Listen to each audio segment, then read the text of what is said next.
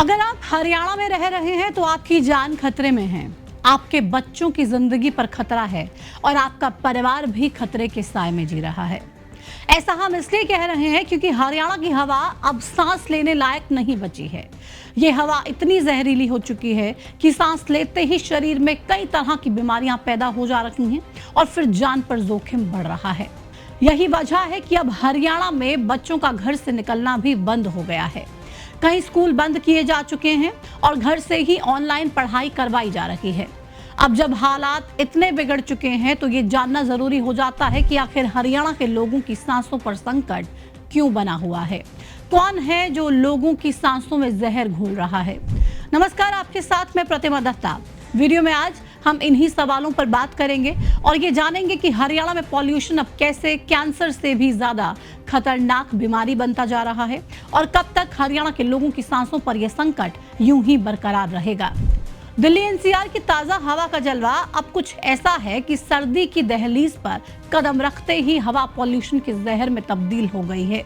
यहाँ सांस लेना भी अब लग्जरी बन गया है और फेफड़ों का तो हाल क्या हो गया है, पूछिए ही मत। हाँ, इतना जरूर है कि इस पॉल्यूशन ने बच्चों की मौज कर दी है। रोज रोज स्कूल जाते जाते थक चुके बच्चों को घर में रहकर ही पढ़ना पड़ रहा है क्योंकि दिल्ली एनसीआर समेत हरियाणा के कई जिलों में 5वीं तक के स्कूलों में ताला लग चुका है। हरियाणा में तो अब तक जींद और गुरुग्राम जैसे कई शहरों में 5वीं तक के स्कूलों को बंद किया जा चुका है।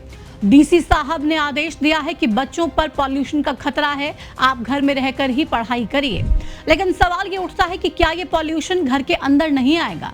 क्या बच्चों के घरों के बाहर कोई एयर प्यूरिफायर लगा हुआ है जो उन्हें घर के अंदर साफ हवा दे देगा? जवाब है नहीं।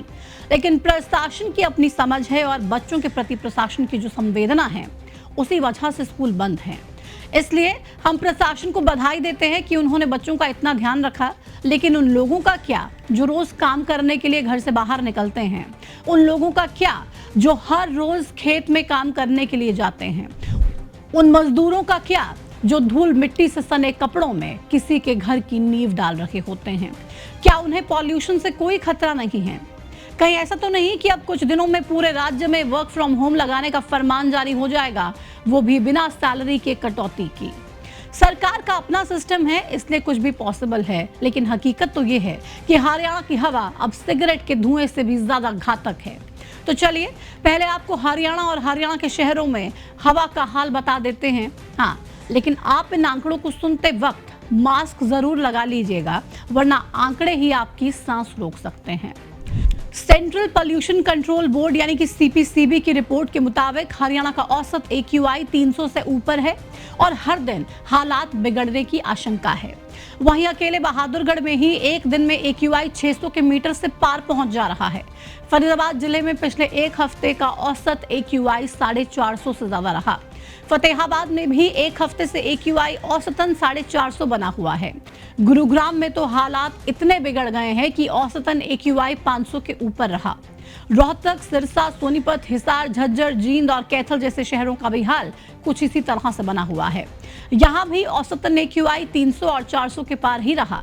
हरियाणा के इन शहरों का हाल देखकर तो यही लगता है कि मानो कौन जीतेगा सबसे जहरीली हवा का खिताब वाला कोई कंपटीशन यहाँ पे चल रहा हो। 22 जिलों से ज्यादातर जिले बहुत ज्यादा खराब से गंभीर कैटेगरी में फंस चुके हैं।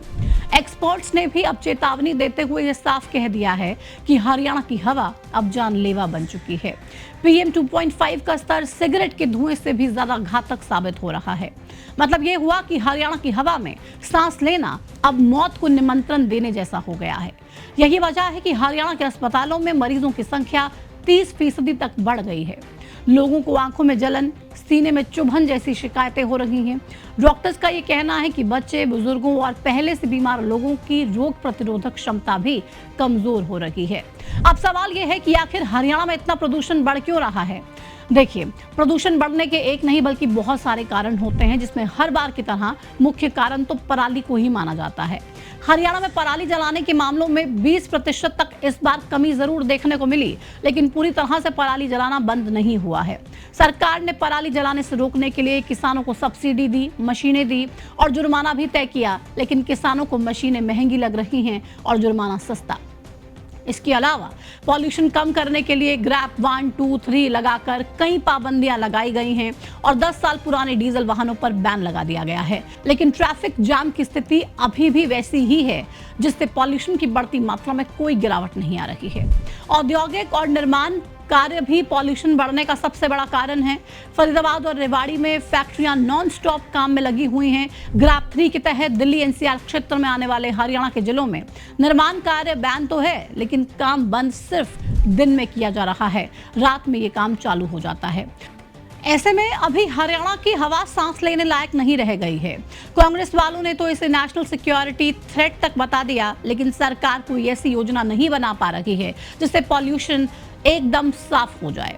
वहीं दिल्ली में तो इस पॉल्यूशन ने लोगों को सड़कों पर ला दिया है, क्योंकि हर दिन दिल्ली में पॉल्यूशन तेजी से बढ़ रहा है। जब हम ये वीडियो रिकॉर्ड कर रहे हैं तब दिल्ली का एयर क्वालिटी इंडेक्स 500 के पार है। हवा में PM 2.5 और PM 10 जैसे खतरनाक कणों की मात्रा लगातार बढ़ रही है।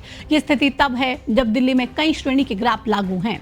अब इसी खतरनाक स्थिति को लेकर दिल्ली में लगातार प्रदर्शन हो रहे हैं। 12 दिनों में ही दिल्ली में 2 बार लोग सड़कों पर उतरे और बढ़ते प्रदूषण को लेकर प्रदर्शन किया। प्रदर्शनकारी अपने गले में पानी की बोतल टांगे और ऑक्सीजन टैंक लिए खड़े दिखे। साथ ही साफ हवा की मांग की गई। लेकिन अफसोस की बात है कि इन प्रदर्शनों के बाद भी ना तो दिल्ली सरकार ने पॉल्यूशन को लेकर कोई बयान दिया और ना ही केंद्र सरकार की ओर से लोगों को कोई आश्वासन दिया गया।